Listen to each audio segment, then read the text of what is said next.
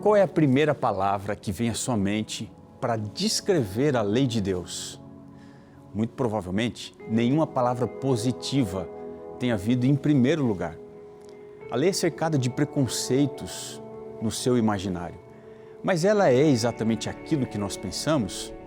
A lei de Deus é a única norma que estamos expostos? Na realidade espiritual, existiriam outras leis que influenciam diretamente a nossa vida? Que leis seriam estas? No programa está escrito, nós estamos seguindo com a série O Evangelho aos Romanos e agora nós vamos estudar quais são as 3 leis da vida.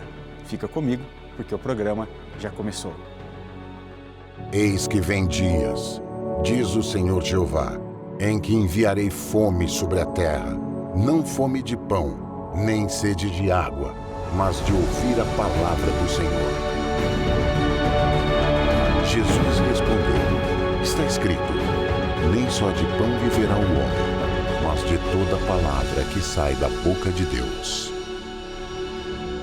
Está escrito, apresentado por Robson Menezes. Muito bem-vindo, muito bem-vinda para você, meu querido amigo, minha querida amiga, aqui no seu programa Está Escrito, na TV Novo Tempo, seu canal da Esperança.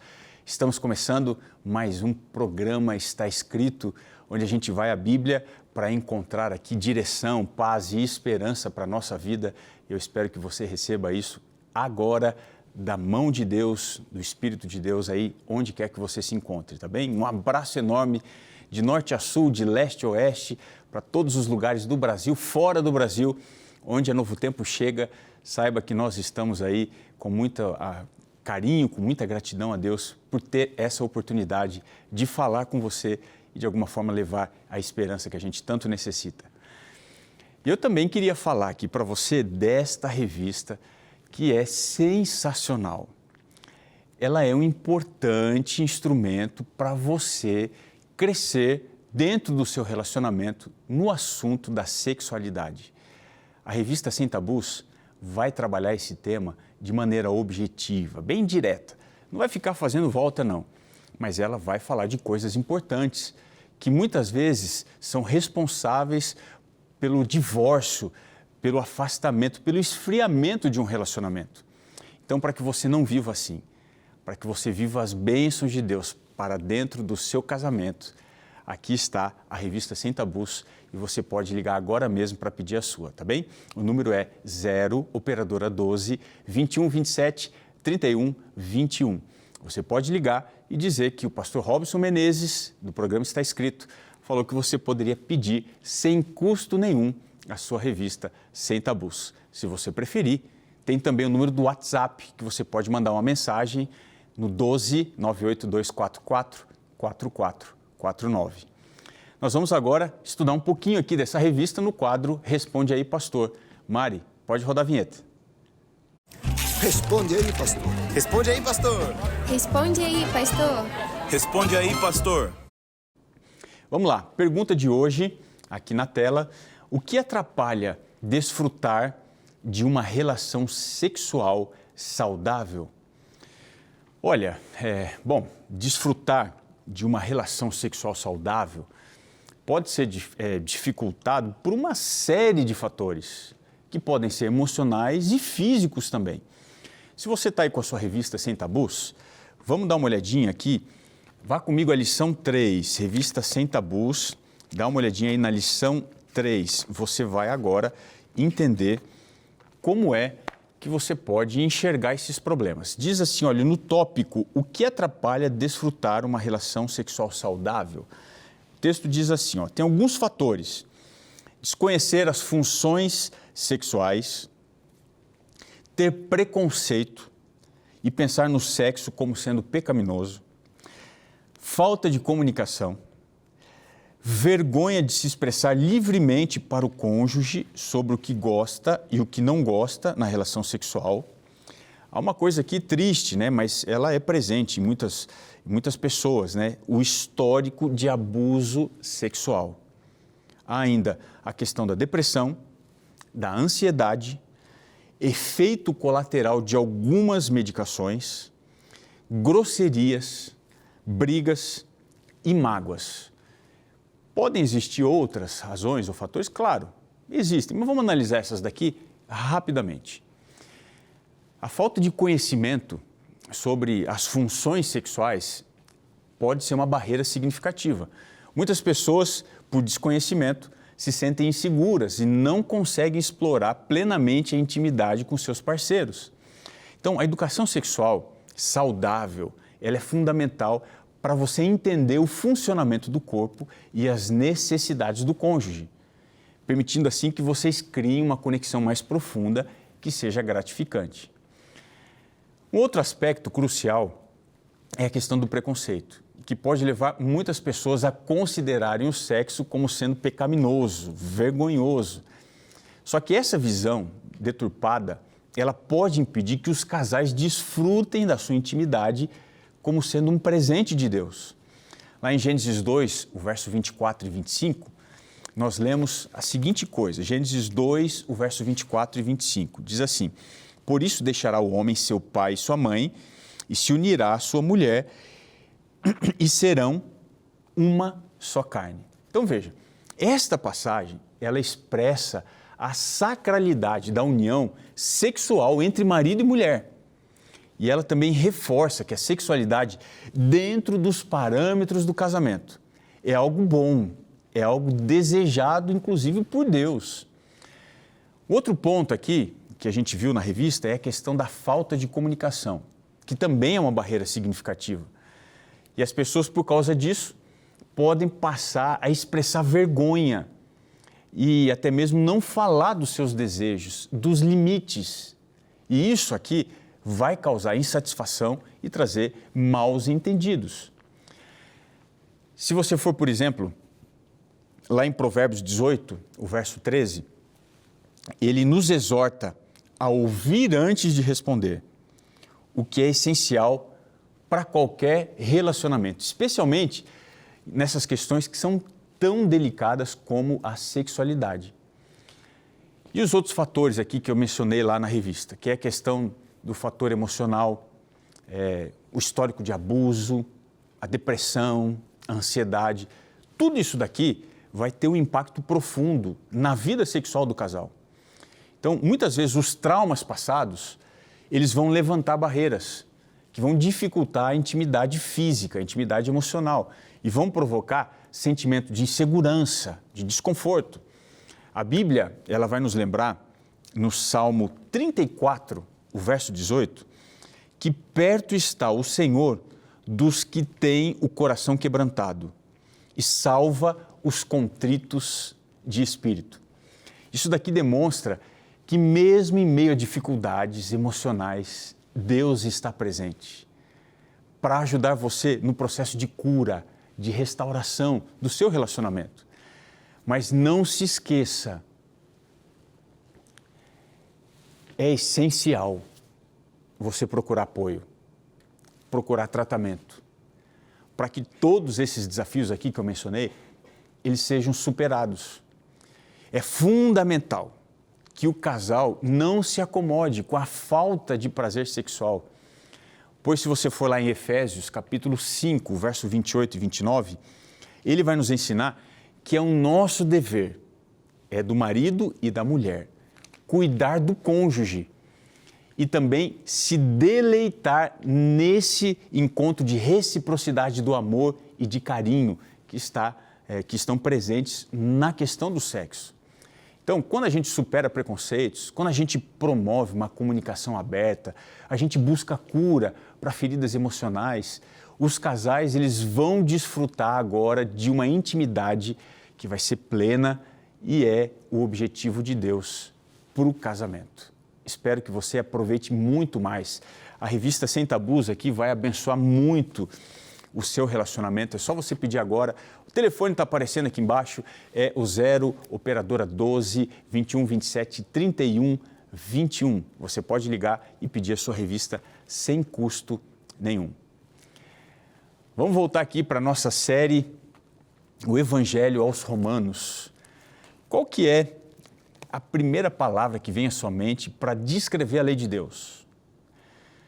provavelmente você não pensou em nenhuma palavra positiva no primeiro lugar. Porque a lei, ela é cercada de muitos preconceitos. Mas será que ela é exatamente aquilo que a gente pensa? A lei de Deus, ela é a única norma que nós estamos expostos? Será que dentro da realidade espiritual existem outras leis que vão influenciar diretamente a nossa vida? Que leis seriam essas?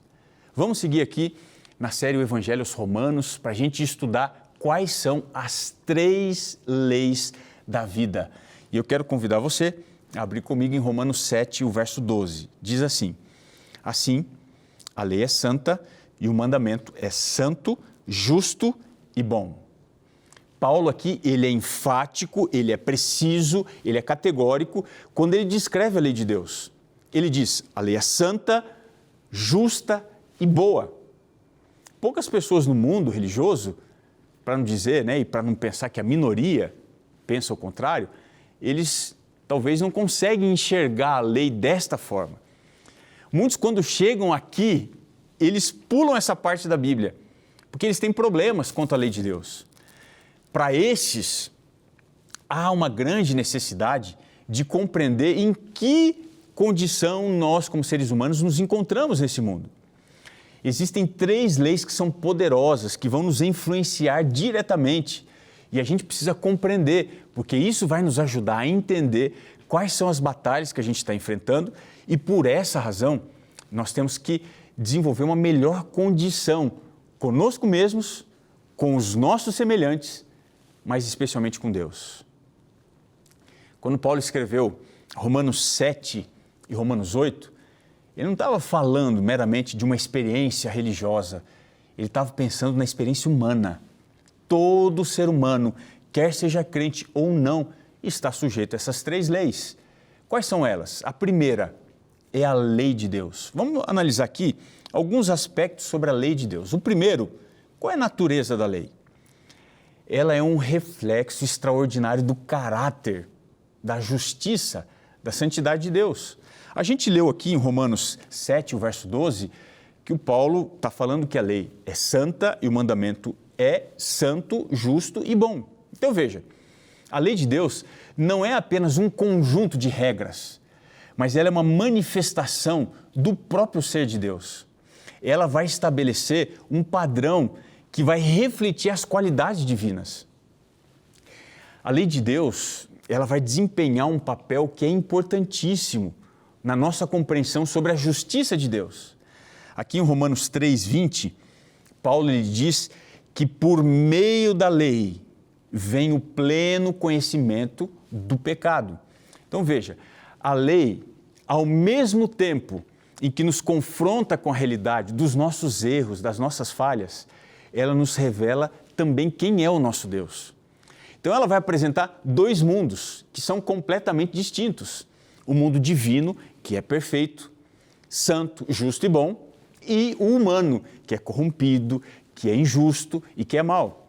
Então, essa dualidade da lei, quando ela funciona como um espelho da santidade de Deus e da imperfeição humana, ela não é um problema.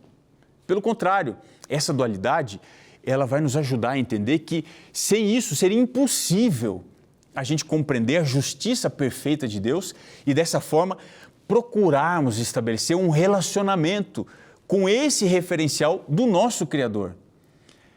Depois de ver aqui qual é a natureza da lei, vamos agora ver qual é a função da lei. E para isso, aqui em Romanos 7, o verso 7, Paulo diz: eu não conheceria o pecado, senão por meio da lei. Veja, aqui Paulo, ele está explicando que a lei de Deus, ela vai desempenhar um papel essencial para criar uma consciência moral, para revelar qual é a verdadeira natureza do pecado. Então, além de revelar o pecado, a lei nos ensina sobre a incapacidade que nós temos de nos salvar. E, necessariamente, a gente precisa, ela vai ensinar da necessidade de um Salvador. Então, lá em Romanos 10, o verso 4, Paulo vai deixar isso daqui muito claro. Olha só o que ele escreve lá em Romanos, capítulo 10, o verso 4. O fim da lei é Cristo, para a justiça de todo aquele que crê. Olha aqui, o fim da lei é, na verdade, o seu propósito. Então, Paulo está mostrando que o objetivo da lei é levar a Cristo, para que então a gente encontre justificação para os nossos pecados. Essa ideia da lei ser um meio, um canal para nos apresentar a Cristo, ele vai apresentar também lá em Gálatas 3, o verso 24. Olha o que ele escreve. De maneira que a lei nos serviu de aio para nos conduzir a Cristo, a fim de que fôssemos justificados por fé. Veja que a lei é uma ajudante que vai conduzir o aluno na direção do professor, para que ele então receba do professor o aprendizado da graça. Então, sem lei, sem condição de você ter noção de que nós precisamos de Cristo para nos redimir. Agora que a gente já passou pela função da lei, vamos ver o fruto da lei. Se você for em Romanos 10, o verso 14, Paulo vai explicar. Ele diz assim: porque bem sabemos que a lei é espiritual. Eu, todavia, sou carnal, vendido à escravidão do pecado. Veja, a lei ela vai expor a nossa incapacidade de cumprir os mandamentos de Deus. E ela vai nos levar a um estado de condenação, revelando que o pecado que a gente carrega, ele é grave e ele causa separação entre o ser humano e Deus. Então, quando a gente percebe essa condenação, nós somos levados a confrontar a nossa própria fragilidade. E aí, nós podemos reconhecer que sozinhos é impossível, desta maneira, alcançarmos a justiça divina. Então, essa daqui foi a primeira lei que nós vimos, a lei de Deus. Eu agora quero falar com você sobre a segunda lei que Paulo fala, que é a lei do pecado, Romanos 7. Dá uma olhadinha aí, do verso 17 até o 20. Ele diz: mas se faço aquilo que eu não quero, já não sou eu quem o faz, mas o pecado que habita em mim. Qual que é a realidade do pecado? Essa luta interna aqui que Paulo está descrevendo em Romanos 7, do verso 17 até o verso 20, é uma realidade profunda, ela é universal dentro da experiência humana. Mas se eu faço, ele diz aqui, aquilo que eu não quero, já não sou eu quem faz, mas o pecado que habita em mim.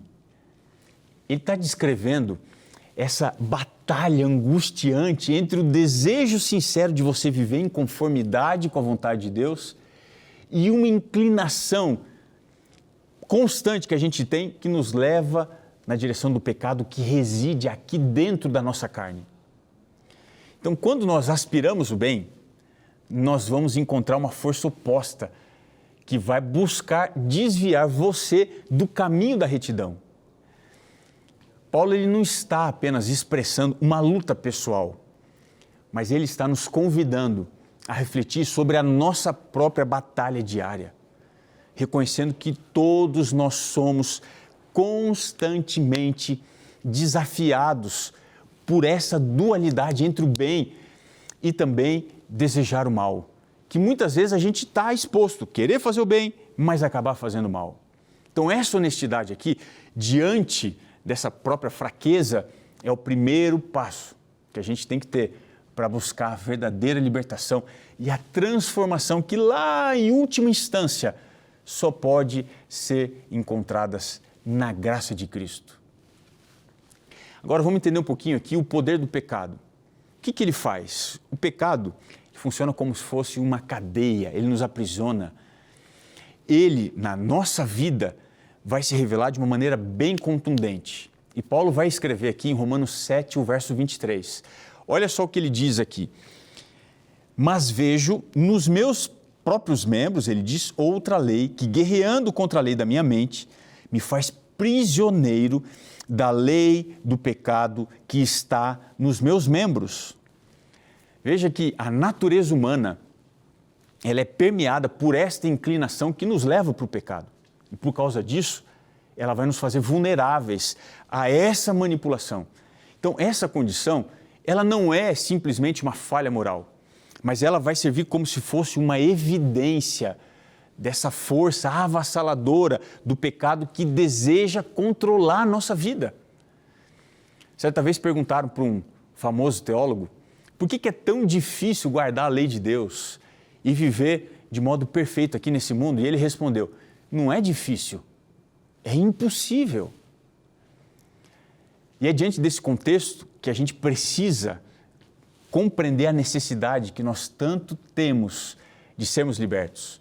E aí entra esse clamor por ajuda. Diante dessa realidade que Paulo está descrevendo, angustiante, ele vai soltar aqui um brado. Romanos 7, 24. Olha o que ele diz: miserável homem que eu sou, quem me livrará do corpo desta morte? Veja, Paulo não está apenas lamentando a sua condição, ele está convocando todos nós para entender a urgência dessa nossa necessidade de ajuda. Hoje, da mesma forma, o nosso clamor deve ser dirigido a Jesus, reconhecendo que sem a intervenção dele, nós vamos permanecer escravos da lei do pecado, mas que se ele tiver graça e exercer a sua misericórdia para conosco, nós vamos ser verdadeiramente livres. E já que eu falei da lei de Deus, da lei do pecado, falta falar da lei do Espírito da vida. E ela se encontra agora no capítulo 8, o verso 2. Dá uma olhadinha lá, Romanos 8, verso 2. Diz assim: porque a lei do Espírito da vida em Cristo Jesus te livrou da lei do pecado e da morte. Em Cristo nós temos uma nova vida.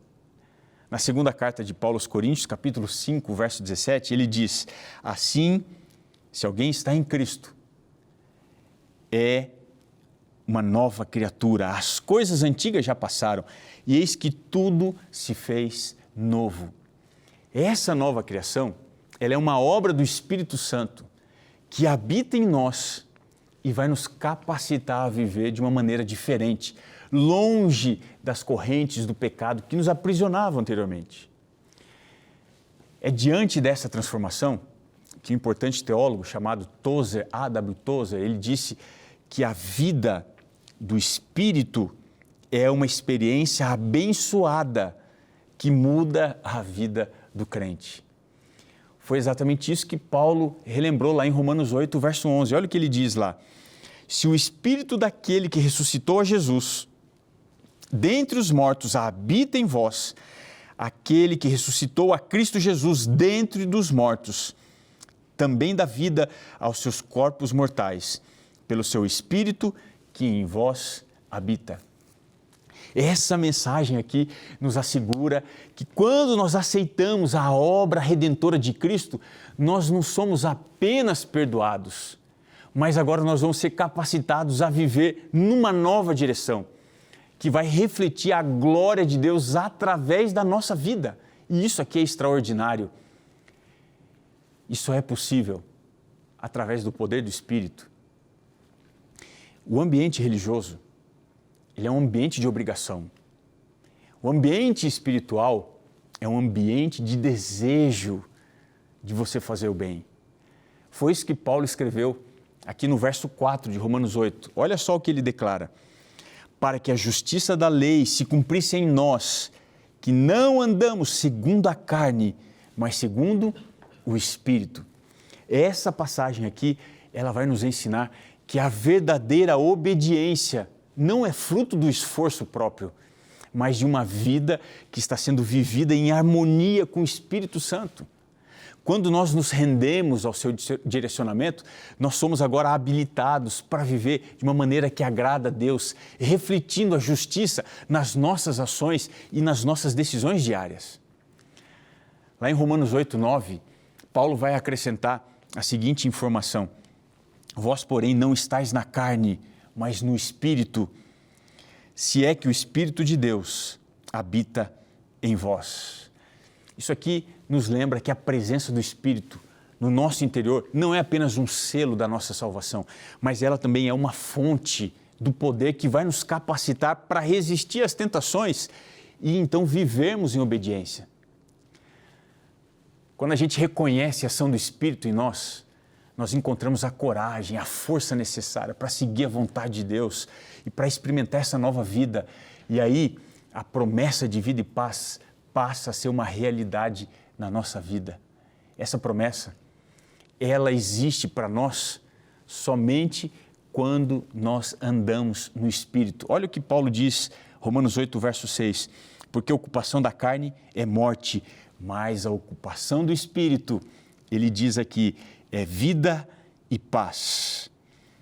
Uma vida centrada na carne nos conduz para um estado de morte espiritual, de conflitos internos, enquanto que a vida guiada pelo Espírito de Deus vai trazer paz que vai além da nossa compreensão. Em Romanos 5:1, Paulo vai nos lembrar, justificados, pois, pela fé, temos paz com Deus, o nosso Senhor Jesus Cristo. Veja, é essa paz que não se baseia nas circunstâncias externas, que é um fruto de um relacionamento restaurado com Deus, que você vai experimentar quando você seguir a direção do Espírito. Viver segundo o Espírito é um convite para você experimentar uma vida plena, marcada por paz, que só Deus pode oferecer. Dwight Moody, que foi um dos mais influentes evangelistas do século XIX, ele tinha uma abordagem singular quanto à relação da vida e ao ministério.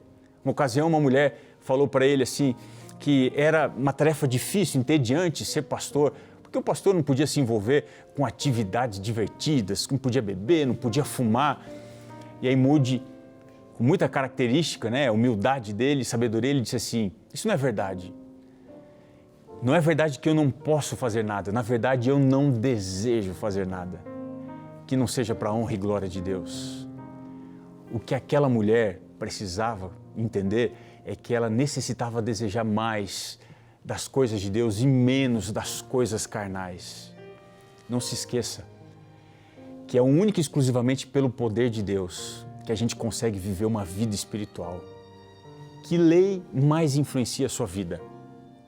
A lei de Deus, a lei do pecado ou a lei do Espírito? Que os seus desejos sejam por Deus e para a glória de Deus em tudo que você faz. Que as pessoas percebam esse relacionamento restaurado, glorificado, que te traz paz nas suas decisões diárias e também naquilo que você vê, naquilo que você contempla e naquilo que você vive. Que Jesus seja a razão da sua alegria e que o Espírito de Deus seja o seu elemento de comunhão com Deus todos os dias. Essa é uma verdade para você agora. Você aceita? Você quer que o Espírito seja, nesse instante, o agente divino para te trazer mais perto de Deus? Se você quer, eu quero orar com você para que Ele faça isso agora na sua vida. Vamos orar. Senhor, precisamos do Teu Santo Espírito para que Ele mude as nossas tendências, as nossas convicções carnais, pecaminosas. Nós precisamos de Ti, e isso em cada elemento da nossa existência. Que a lei do pecado seja enfraquecida pelo poder que o Espírito Santo tem, e Ele produz em nós os frutos de arrependimento, para a honra e glória do Teu nome, nós oramos. Amém. O programa está acabando, mas eu queria te lembrar que está escrito, nem só de pão viverá o homem, mas de toda a palavra que procede da boca de Deus. Um grande abraço e até o nosso próximo encontro.